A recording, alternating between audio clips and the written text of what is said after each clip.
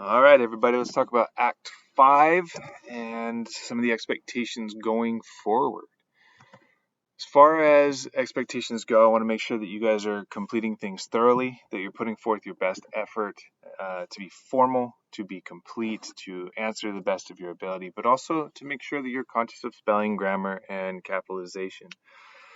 When you guys move forward from high school into college, you will have classes like this where you have digital submissions and things like that. And it is really, really important that you guys take that part seriously because that's often the first impression that your work makes on your audience is the degree to which you have or have not paid attention to detail.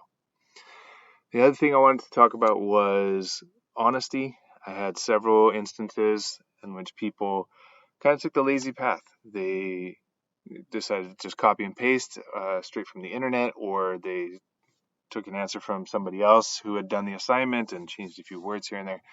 My expectation here is, as always, as we do in class when we are together, is I want you putting forth your work, your best effort. And as long as you're trying, I'll back you up. I'm not going to hold it against you too much if you don't get the answer right necessarily. The process is what's important and not necessarily the final response. So it's better to try from your own effort and get it wrong than it is to just look up the right answer on Google. There were three main things that I wanted to talk to you guys about in the end of the play, kind of key points from the questions that you guys answered, things that we wanted to make sure that you get there. First one has to do with Yorick. Yorick was Hamlet's babysitter, basically, when he was a kid. He was the king's jester, but that meant he was always around, and he was kind of like the one who was entertaining, and so Hamlet had that relationship with him when he was little. And now he's literally holding this skull of a person who he knew in life, and he comes to this sort of existential realization that it doesn't matter who you are, whether you're a great person like his father, or a clown, or an evil person like Claudius or Caesar, you're all going to end up at the same place, which is skulls and bones and dust. And that dust can be used for any number of practical purposes, from patching a bucket to building a wall or whatever. And so he goes through that sort of existential crisis again of what's the point of anything if we all end up at the same place. That leads directly into Ophelia's funeral, which is honestly kind of a weird scene. It's got Laertes' grief, which is genuine and sincere. He's heartbroken, but Ophelia's funeral is complicated even further because it's unclear whether she died or whether she killed herself. And so the priest kind of has his hands tied there. He does the best that he can to give her a proper funeral, but because she may have killed herself, he can't really do a full, what they call a Christian burial.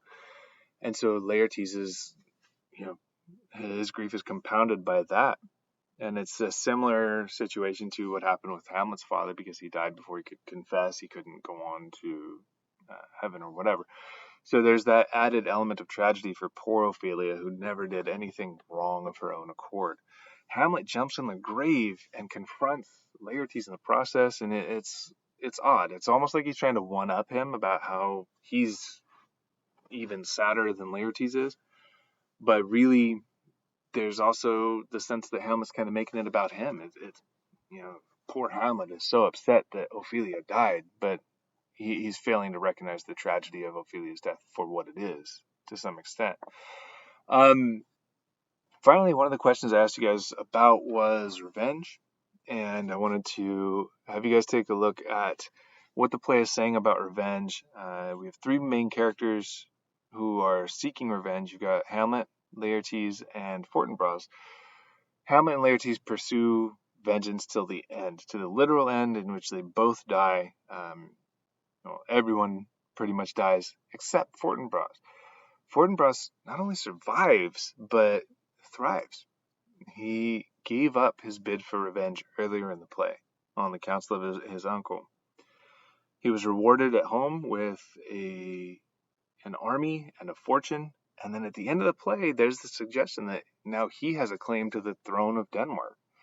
The play does seem to be saying something about the toxicity of revenge. and how sometimes you really need to let things go. And if you think about the sort of destructive path that Hamlet's pursuit of revenge carves throughout the play, and how many people are hurt in the process, it makes sense that that's the position that the play seems to be taking on revenge. I had you guys look at Claudius's negative qualities. I wanted you to focus specifically on these four elements here: the fact that he's devious, opportunistic, and disingenuous and egotistical. He often deceives others by sort of playing one part in public, and then we get through his soliloquies, through asides, through other conversations that he didn't really mean what he said, which is disingenuous. He takes advantage of Laertes' grief when Laertes is upset. He figures out how he can use that to his advantage with Hamlet. And his first concern when he finds out that Polonius is dead is that it could have been him. He's really just worried about himself. Claudius is indisputably a bad person. He's designed to be the villain, but Hamlet, an argument could be made that he's really not much better. And in fact, that's going to be a big part of where you guys are going next. In the next group of assignments, you're going to have your culminating writing assignments, of which there are actually two. Rather than one long essay, you're going to be writing two short essays. In those essays, you're going to talk about how each of these two characters essentially could be considered worse than the other.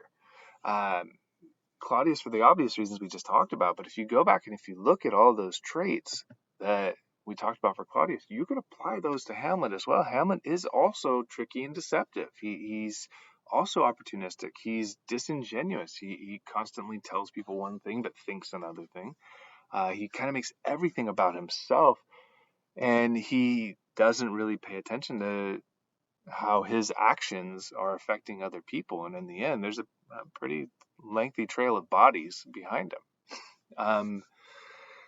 You're going to be writing that assignment from multiple perspectives. For one of your mini essays, you're going to argue that Claudius is the worst. For the other, you're going to argue that Hamlet's the worst. So you're going to have to kind of take two different perspectives there. And the point of that is to get you guys to have a full understanding of each of these characters, of the way that they're depicted in the play. And the expectations for writing are going to be pretty firm. I want to make sure that you guys have formal expression. It needs to be done in such a way that you're satisfied with the quality of your work when you turn it in. It can't be rushed through. If you're doing it on your phone, reread it before you submit it. Make sure you adjust things if necessary. I'm going to have you guys submit that one through Turnitin. There's a link in the posting for that, and that's just to verify that you guys are turning in the work that's actually your own, and that you're not relying on anything else that